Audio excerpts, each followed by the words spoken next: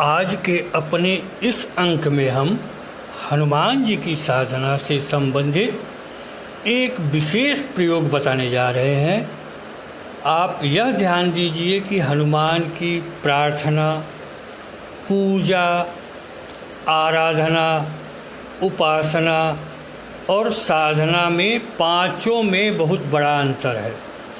यह प्रयोग साधना में यानी कि सर्वश्रेष्ठ स्थिति में आती है जबकि आप अपने शरीर को, अपने आप को इस लायक बनाते हैं कि हनुमान की ऊर्जा, हनुमान की शक्ति, हनुमान का प्रभाव आप में आ सके, आपके सामने आ सके, हनुमान जी की सिद्धि आपको मिल सके।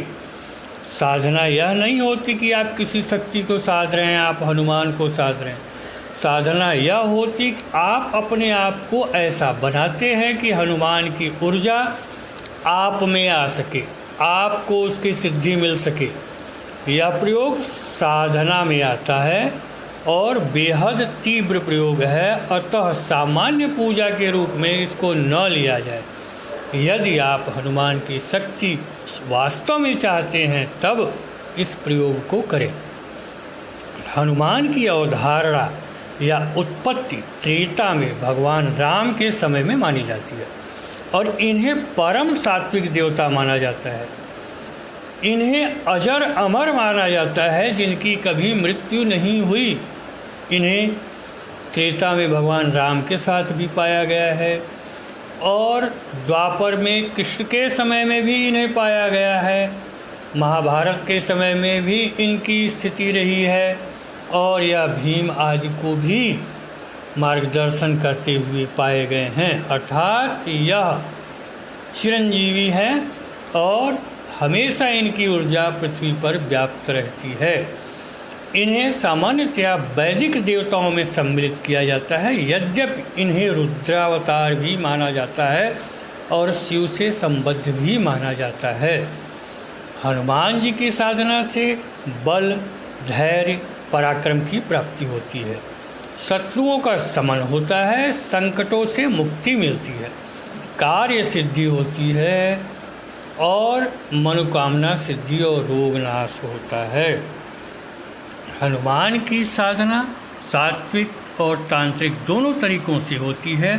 हमारा यह प्रयोग तांत्रिक साधना की श्रेणी में आता है, जिसमें हम पंचमुख हनुमान की साधना पद्धति आपको बता रहे हैं।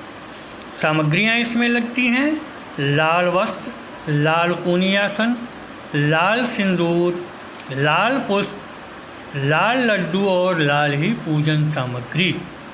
मंत्र होता है ओम पूर्व कपिमुखाय पंचमुख हनुमते टंग टंग टंग टंग टंग सकल शत्रु संहाराय स्वाहा।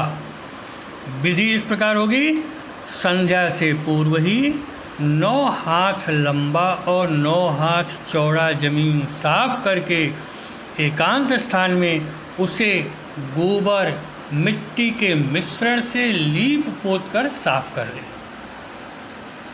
इसके चारों ओर सिंदूर, कपूर और लौंग के मिश्रण को मिलाकर एक सुरक्षात्मक घेरा बना लें।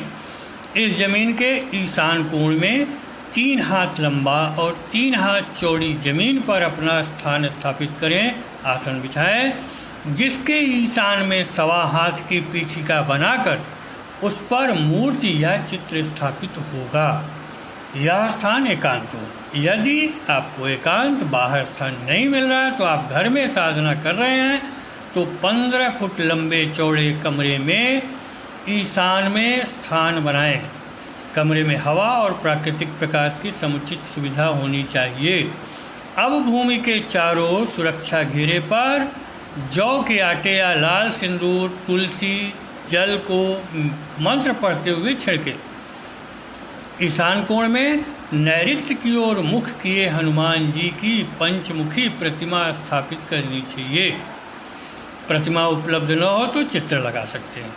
ईशान की ओर मुख करके त्राटक में हनुमान जी का ध्यान लगाएं और उपरोक्त मंत्र का जप प्रतिदिन 11 माला यानी कि 1188 बार धीमी गति से धीमे स्वरों में यानी कि उपान स्वरूप में पूर्ण नाद के साथ जप करें। ध्यान हनुमान जी पर पूरी तरह एकाग्र रहे। सामान्यतया यह मंत्र 108 दिन में सिद्ध होता है, परंतु क्षमता और एकाग्रता के अनुसार समय कम या अधिक भी लग सकता है।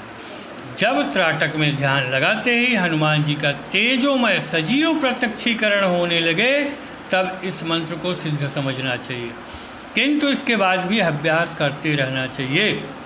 हनुमान जी उग्र साहसी देवता हैं, अतः भावना साहस की होनी चाहिए, डरपोक व्यक्ति इसे न करें। इसके अलावा इस साधना में पूर्ण सात्विकता ब्रह्मचर्य का भी ध्यान रखें और सभी नियमों का सात्विकता से पालन करें जो सामान्यतया पूजन साधना में होता है। इससे आपको सिद्धि मिलेगी। हम सामान्य रूप से यह साधना बताए हैं और अपने चैनल पर जानकारी